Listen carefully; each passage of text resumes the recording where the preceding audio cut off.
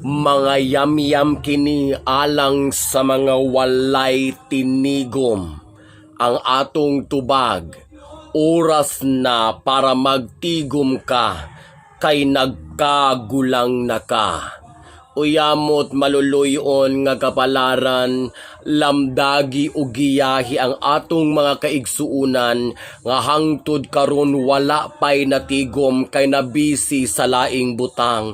Unta sila makahuna-huna nga importante gayud ang adunay jutay nga pinahipi, para kung adunay kakulian naay matiti ang atong tubag. Oras na para magtigom ka, kay nagkagulang na ka.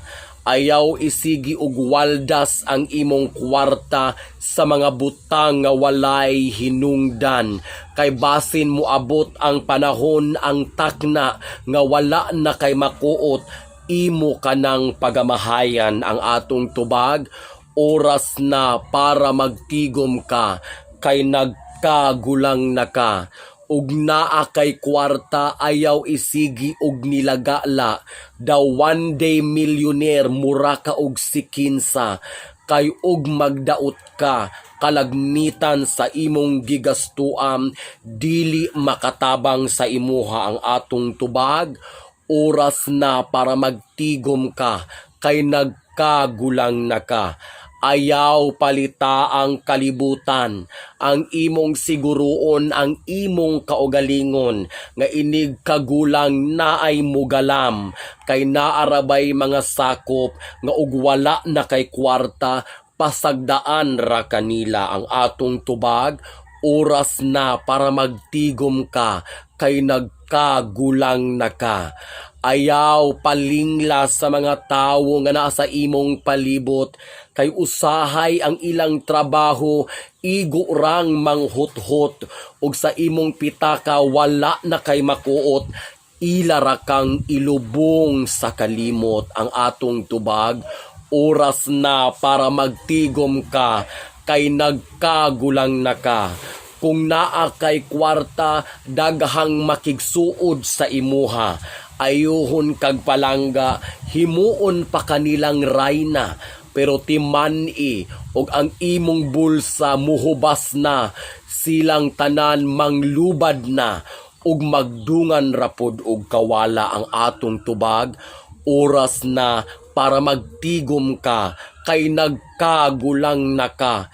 Likayi ang mga tawo nga kabalukang bag-urang niabot sa imong kinabuhi, kay daghan kanila ang maayo, kaayo sa una, kay daghan kanila ang adunay dautan nga motibo ang atong tubag.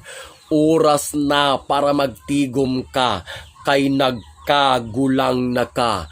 Kung unsay naa sa uban, ayaw gayud og kasina, kay matag binuhat lain-lain ang grasya.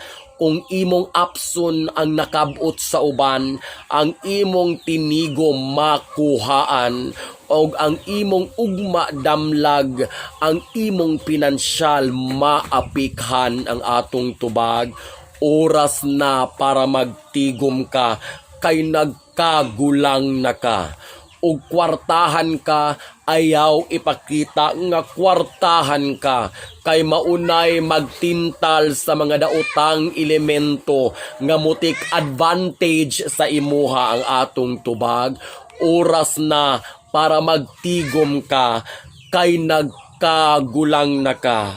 Kalagmitan ra ba sa mga igo-igo ra og income, maoy kusog kaayong mupaulkad, maoy kusog kaayong magpakitang tao nga mga adunahan kuno. Igo na, kahibalumi sa imong kahimtang, maluoy ka sa imong kaugalingon, gihimo ra kanilang kalatawan ang atong tubag. Oras na para magtigom ka, kay nagkagulang na ka.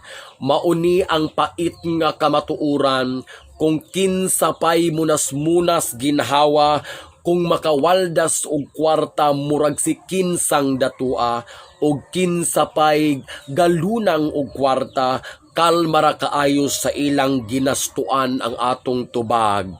Oras na para magtigom ka, kay nagkagulang na ka.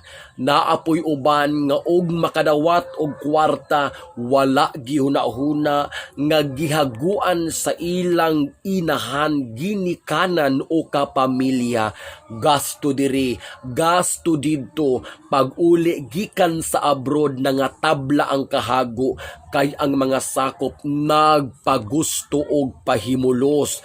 Wala gatigom maong karon, hasta ang naningkamot o gahago naglisod na pud intawon tungod sa mga sakop nga mga bugo ang atong tubag. Oras na para magtigom ka, kay nagkagulang na ka. Maong ikaw sigurua nga may tinigom ka, kay dili lalim ang talikdan, koy tungod wala na kay kwarta. Sakit pero mao ka na ang kamatuuran, ayaw tuguti ang mga temptasyon nga mulugmo kanimo sa kinaulahian ang atong tubag. Oras na para magtigom ka, kay nagkagulang na ka. Dili dautan ang paghatag og kalipay sa kaugalingon, kay kanang kwartang imong gigasto, imo manang hinaguan. Pero ayaw og sipyata nga maglain ka og kwarta para ang karon og ugma. Sigurado na ang atong tubag. Oras na para magtigom ka, kay nagkagulang na ka.